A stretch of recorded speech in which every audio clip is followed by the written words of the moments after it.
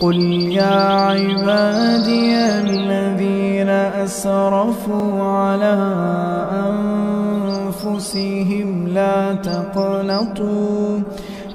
تقنطوا من رحمة الله،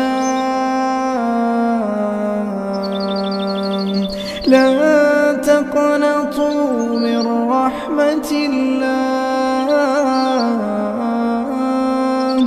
إن الله يغفر الذنوب جميعا إنه هو الغفور الرحيم. وأنيبوا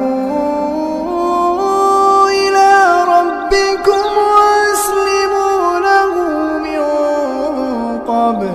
من قبل أن يأتيكم العذاب ثم لا تنصرون.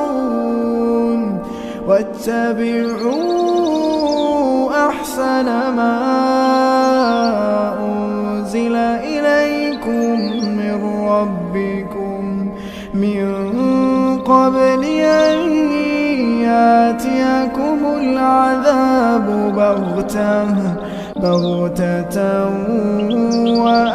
وأنتم لا تشعرون.